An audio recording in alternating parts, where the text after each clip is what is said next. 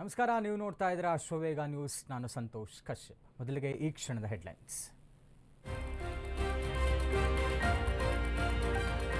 ಕಾಂಗ್ರೆಸ್ ಪಕ್ಷದಲ್ಲಿ ಯಾವುದೇ ಒಳಜಗಳವಿಲ್ಲ. ಡಿಸಿಎಂ ಡಿಕೆಶಿ ಒಬ್ಬ ಪ್ರಾಮಾಣಿಕ ಕಾರ್ಯಕರ್ತ. ಸದ್ಯ ಸಿಎಂ ಸ್ಥಾನ ಖಾಲಿ ಇಲ್ಲ ಎಂದ ಡಿಕೆ ಸುರೇಶ್.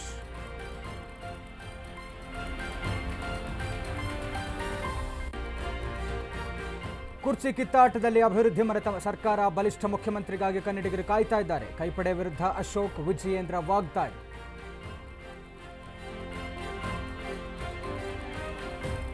ಗುಂಡಿ ಬಿದ್ದು ಹಲವು ವರ್ಷಗಳಿಂದ ಹದಗೆಟ್ಟ ರಸ್ತೆ. ಪಿರಿಯಾಪಟ್ಟಣ ತಾಲೂಕಿನ ಚಿಕ್ಕಮಳಲಿ ಗ್ರಾಮದಲ್ಲಿ ಅವ್ಯವಸ್ಥೆ. ಸೇತುವೆ ನಿರ್ಮಿಸಿ ಅಭಿವೃದ್ಧಿಪಡಿಸಿ ಎಂದು ಒತ್ತಾಯ.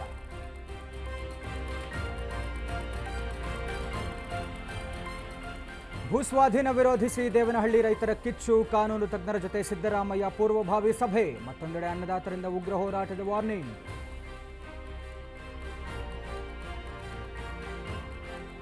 ಮಲೆನಾಡು ಭಾಗಗಳಲ್ಲಿ ಮತ್ತೆ ವರ್ಣಾರ್ಭಟ. ಭದ್ರಾ ಡ್ಯಾಂ ಒಳಹರಿವಿನ ಪ್ರಮಾಣ ಹೆಚ್ಚಳ. ಇತ್ತ ಸಿಗಂದೂರು ಸೇತುವೆ ಉದ್ಘಾಟನೆಗೆ ದಿನಗಣನೆ.